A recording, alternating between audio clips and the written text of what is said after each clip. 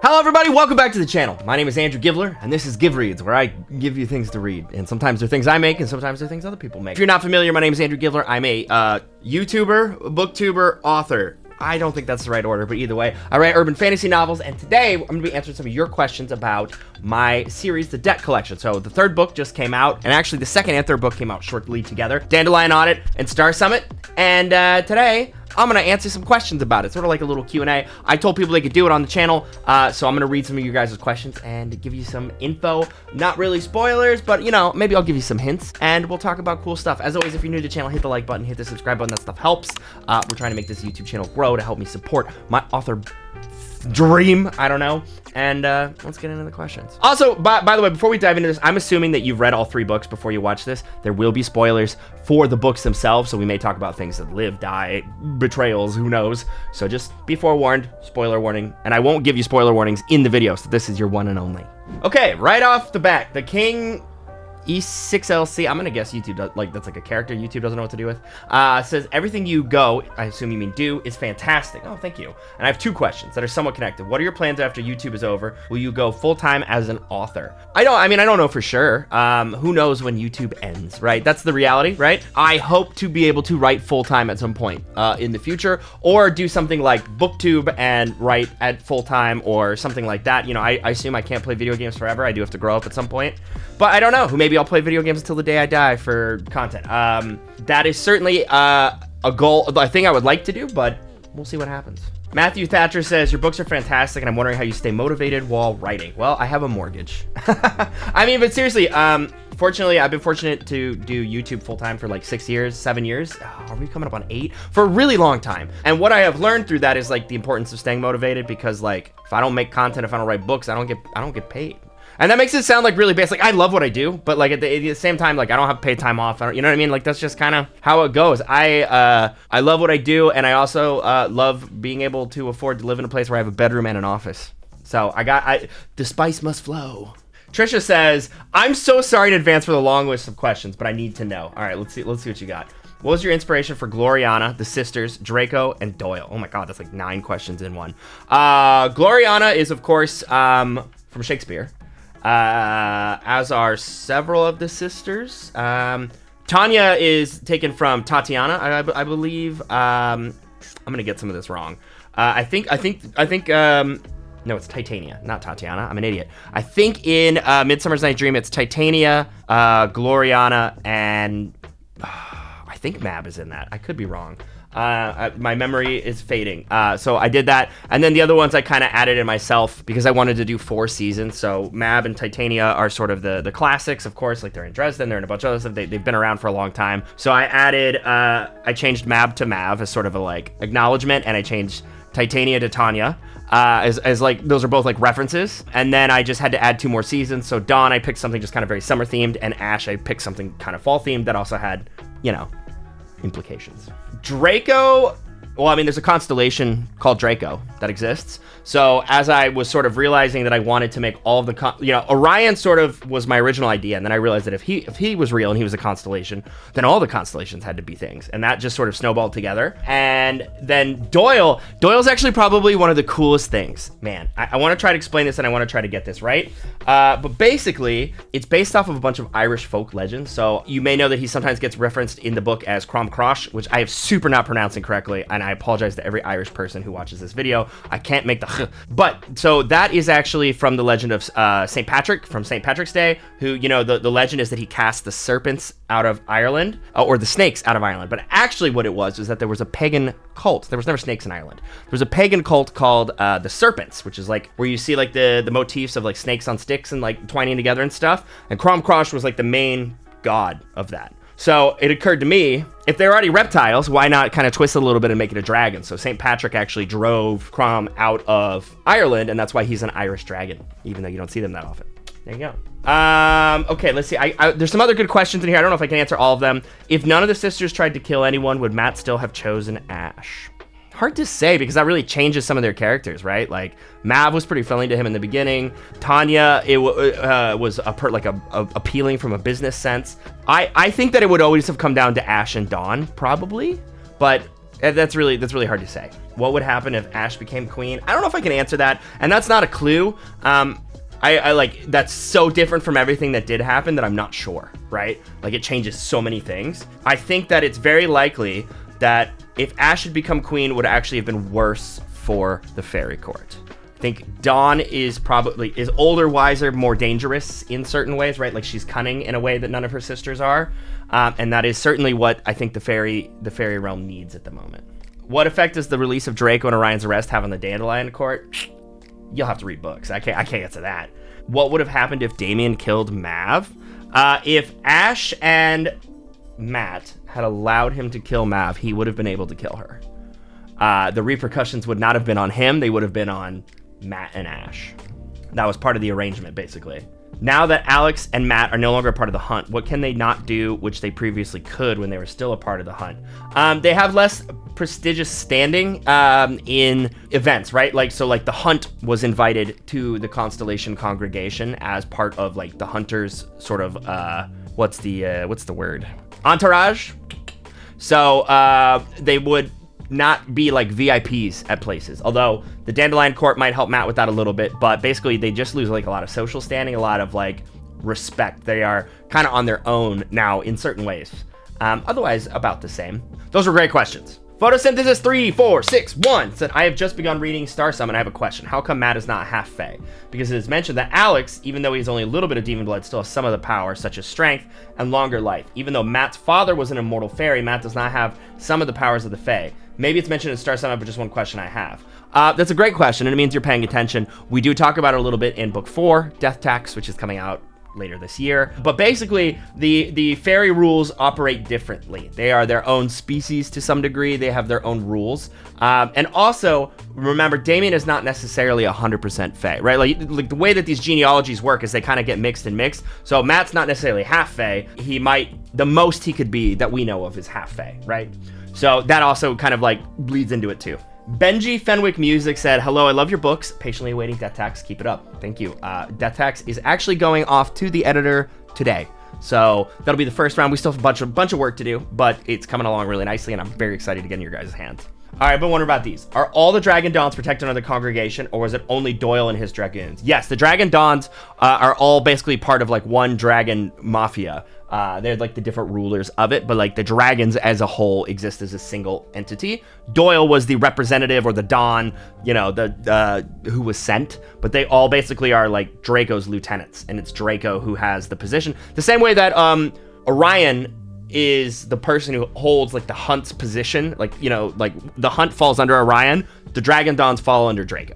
Okay, so this next question is, so Tanya's father was a human, and obviously her mother is Gloriana, so her mother was a Fae, and she's an immortal, and Matt's mother was a human, and his father is a Fae, but they constantly call him mortal. Damien and Gloriana were probably on different levels of immortality, but is there a reason that Tanya's half Fae and is immortal, and Matt is half Fae but is just mortal? Yes, there is. Again, that will actually be talked about a little bit in Death Tax, but you are on the correct line about the fact that like Gloriana and Damien are not on the same level. Like Gloriana was 100% pure grade fairy, right? And so that's part of it, and the other part of it will be discussed, but there's a little bit more of a well, you'll see. That does get addressed in the future. It's not what you think. Also, just a question about art copies. Is there a set list? Because I received Star Summit without submitting requests, and I did one for Dandelion on it. Yes, we did not do requests for Star Summit because it was so fast. We will probably do a new list for Death Tax, which I will tell you guys about as we get closer. Pug Muffin says, are you thinking about making a graphic novel or a movie for your books? Yeah, I actually am thinking about doing a graphic novel. I think that'd be really fun to do. Movies, I would love to do a movie or TV show, but that is a much bigger project than something I can do on my own, pretty much. So yeah, we will absolutely at some point probably try to shop these around. The best way to help us get those things made is to make sure you leave reviews, buy the books, tell people about them. The more popular it gets, the easier it is for us to sell them to other people, basically. Jessica Calazone, I hope I said that correctly, 566 says, what has been your favorite part about writing this series? Honestly, I think my favorite part is reading your guys' reactions, right? Hearing you guys enjoy it. But I think other than that, my favorite part has been, I feel like I've gotten a lot better as a writer, like from Soul Fraud to Star Summit. So basically practicing, getting better at it. It's really, really fun to me to kind of like level up and get better at things. So that's been a huge part of it for me. Artemis says, will you ever make special or limited editions of your books? Yes, I hope to one day. Again, another way to make sure that happens is make sure you're leaving ratings, make sure you're helping us generate more sales. The more people who buy regular editions, the easier it is to make a special edition, because like we have to assume that only like a small percentage of people will really want, you know? So like basically the more popular it gets, the more likely it is that we do a special edition. Sharon Wachukwu? Sharon W. Achukwu. Man, there's no spaces. This is hard. I have dyslexia. 8665 says, OMG, Sigils, I'm your biggest fan. Thank you so much. My question is, what advice can you give somebody who wants to start their writing journey? Just do it. The sooner you start writing, the sooner you can get all the bad writing out of the way, right? Like, I hope that Soul Fraud is the worst book I ever write. Does that make sense? And so you have to start. I wrote a couple books before Soul Fraud that were real bad. You guys will never see. I may reuse some of those ideas someday. And then I wrote Soul Fraud, which was okay. And then I wrote Dandelion Auto, which was better. And I wrote Star Summit, which might be even better. And I hope Death Tax is even better. But you just have to begin. You just got to do it. There's no substitution for putting in the reps. Swimmer Chicken says, is Matt's Willow turning white when either he's enraged or Willow's afraid special, or can anyone do that? We just haven't seen it yet. Yeah, I don't think that that's particularly special. We just haven't seen the other ones really dig deep at the moment, because remember, there's only 3. What powers or abilities do not cursed dragons have? And is Drago not cursed, and that's why everyone was so afraid of him getting out? I mean, the biggest thing is the ability to assume like that final form, like Draco or Doyle did. Draco is cursed, but like the curse, because he's like he's an order of magnitude stronger. He's like the father of dragons. It has more to hold back, so he has more he can do, basically. I can't get into specific powers or abilities, but that's like the big thing that everybody knows. What's with the man from the bar, the one you refused to discuss previously? I'll tell you that there's a really big hint in Death Tax, and there's a really... There have been hints in book 2 and in book 3 that relate to him, and but nobody's really identified it yet. One person who's read Death Tax got it, and so I'm curious to see if anybody else does. Are the bits of blue in Matt's Willow significant? No, I don't think so. They're just pretty. Rachel Rogers. Rachel says, spoilers for Star Summit. Do the split timelines in which Matt dies cease to exist since they were rewound? Or is this more of a fractal universe situation where there are timelines in which Matt did die and other characters have to live with the consequences? Because this is the worst timeline. Sounds like a fantastic story snippet to write. That's a great question. I think that in that case, they are rewound, so they don't exist anymore. They tail end, basically, like, they're like snipped and cauterized and replaced, right? Like grafted on, kind of like a root or something. Photosynthesis, also not a question about the books, but will the novella you be doing in book form alongside digital or just online? I'm not sure yet. We may do a paperback. I don't know if we'll be able to do a hardback for it. Depends on how long it is when it comes out. It may come out in digital first and then add more things. TBD. Jack Rose said, did you know that early on within Star Summit, it would have that sad dining sequence? I'm still not over the feels of it. Yeah, that was actually the first scene I wrote of the book. Is this the last we've seen of the dragons? What do you think? Midnight M. Rita asks, which character did you find the most complex or intriguing, and why? I think it's Dawn. I love writing Dawn because she's so sassy, and she's always kind of like doing something different than you expect, sometimes even different than I expect. Samael is also very fun. Zagan is very fun because they're all so cunning that I kind of have to like outthink myself when I'm writing them. And sometimes I write something and the twist comes later because I realize they wouldn't fall for it. And then I'm like, oh, well, what would they do? And it sort of like snowballs. So I think those 3 are my favorite. Shadowcat Junkie says, when did you realize you wanted to be a writer? Ever since I was a kid. I've loved reading, always wanted to write. And they want to know my most and least favorite character to write overall. Most is Dawn. I don't know if I have any characters that I least like to write.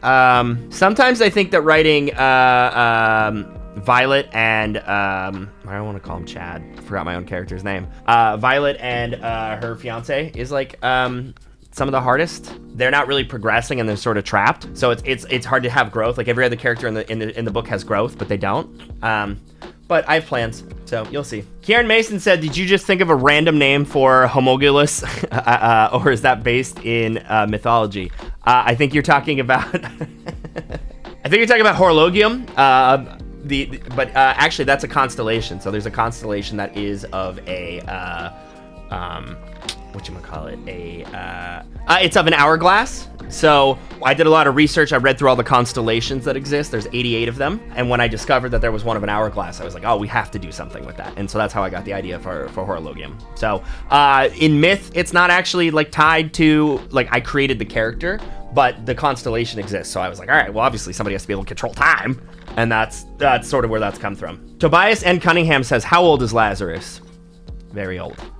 Very old. Daniel Ark also said, are your books available in the UAE? If you have access to Amazon, they are available. Midnight Amrita said, how did the secondary characters impact or influence the main characters or stories?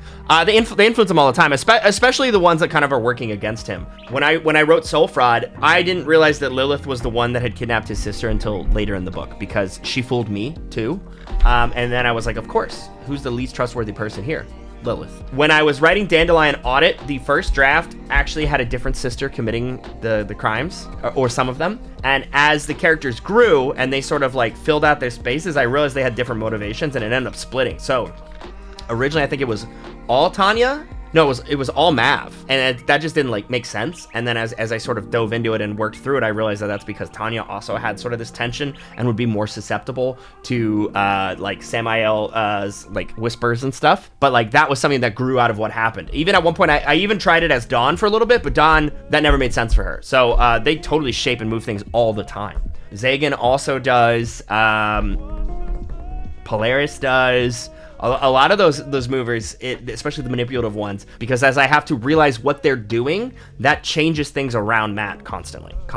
Great question, actually. And Rhiannon Lee, this is the last question I want to do, but it was a great question, so I had to at least acknowledge it. It said, I believe I saw a hint of a character for Death Tax in the beginning of Star Summit with the interaction with the older woman and her husband. Am I correct? You might have. And you'll have to wait and see for Death Tax.